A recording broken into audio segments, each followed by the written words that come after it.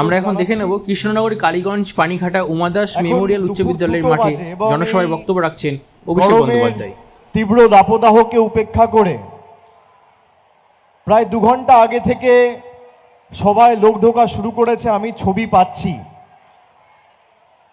এই গরমকে উপেক্ষা করে যারা সবাই এসছে, রাস্তায় দাঁড়িয়ে রয়েছে, হেলিপ্যাডের পাশে রয়েছে, এখনো অনেক লোক ঢুকছে। আমি সকলকে আমার অন্তরের অন্তঃস্থল থেকে কৃতজ্ঞতা জানাচ্ছি।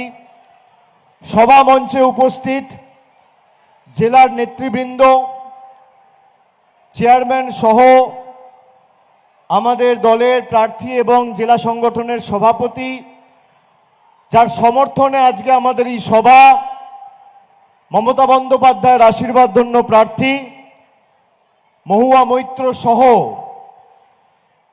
নাসিরউদ্দিন আহমেদ সহ, উজ্জ্বল বিশ্বাস জেলা পরিষদের সভাধিপতি, তারান্নুম সুলতানা, রুকবানুর রহমান, কল্লোল খান, তাপস সাহা, বিমলেন্দু সিংহ রায়, ব্লক সভাপতি, টাউন সভাপতি সহ জেলা পরিষদ মেম্বার যারা রয়েছেন, আমি সকলকে ধন্যবাদ জানাচ্ছি, কৃতজ্ঞতা জানাচ্ছি, প্রণাম জানাচ্ছি। যারা এই মাথায় রোদকে উপেক্ষা করে 42 ডিগ্রি 43 ডিগ্রি তাপমাত্রাকে উপেক্ষা করে কালীগঞ্জের আজকে এই সভায় এসে সশরীরে উপস্থিত হয়েছেন, আমি মনে করি যারা 2টোর সময় মিটিংয়ে আসে তারা শুধু বক্তব্য শুনতে আসে না, তারা সিদ্ধান্ত নিয়ে আসে যে আগামী 13 তারিখ যত গরমই পড়ুক এবং তাপমাত্রা যদি 45-46 ডিগ্রি সেন্টিগ্রেড হয়, তাহলেও রোদ উপেক্ষা করে লাইনে দাঁড়িয়ে জোড়া ফুলে ভোট দিয়ে তৃণমূলের প্রার্থীকে জিতিয়ে বাংলা থেকে বহিরাগতদের বিতাড়িত করব। তারা সিদ্ধান্ত নিয়ে আসে যে যেভাবে মানুষের দাবি, মানুষের সমর্থন পেয়ে জেতা এই লোকসভা কেন্দ্রের সাংসদ মহুয়া মৈত্রর পদ কোন রকম তদন্ত ছাড়া, প্রমাণ ছাড়া এই স্বৈরতান্ত্রিক সরকার খারিজ করে দিয়েছে। মানুষের রায়কে সম্মান না জানিয়ে মানুষ যাকে নির্বাচিত করেছে তার পদ যারা খারিজ করেছে, যারা মানুষকে রিমোট কন্ট্রোলে পরিচালিত করতে চায়, তাদেরকে ইভিএম এর বোতামের মাধ্যমে জবাব দিয়ে বাংলা বিরোধীদের বাংলা ছাড়া করার ডাক আজকে এই সভা থেকে আমাদের মা ভাই বোনেদের নিতে হবে। আপনাদের এখানে কৃষ্ণনগর লোকসভার বিস্তীর্ণ এলাকা জুড়ে গত 10 বছর দেশের প্রধানমন্ত্রীর নাম নরেন্দ্র মোদী।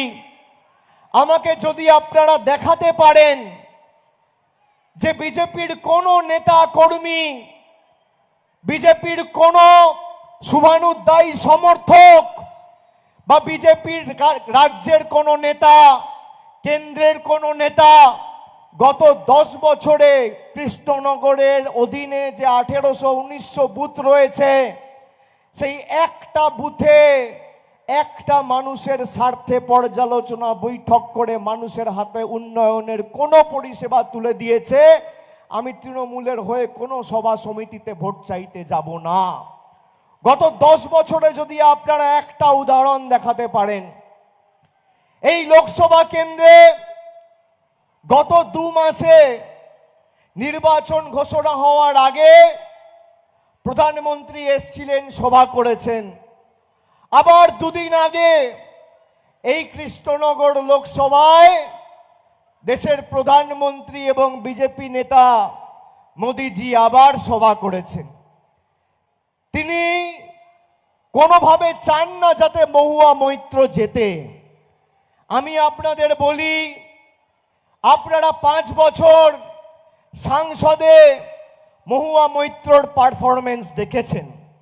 মমতা বন্দ্যোপাধ্যায়ের প্রকৃত সৈনিক, দিল্লির তাবেদার, স্বৈরাচারী, অত্যাচারী এবং দুর্বৃত্তদের কাছে, বাংলা বিরোধীদের কাছে আমাদের সৈনিকেরা মাথা নত করেনি।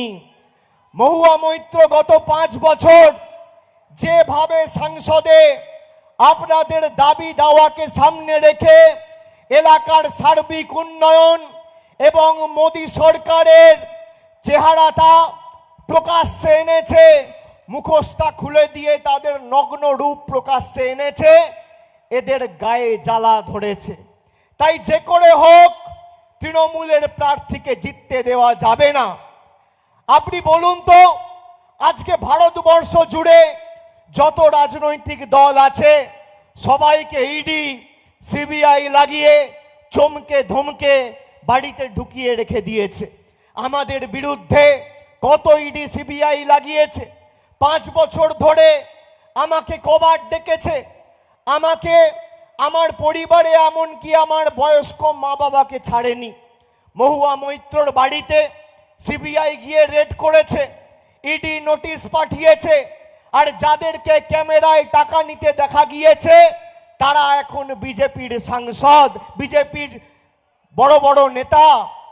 এই দ্বিচারি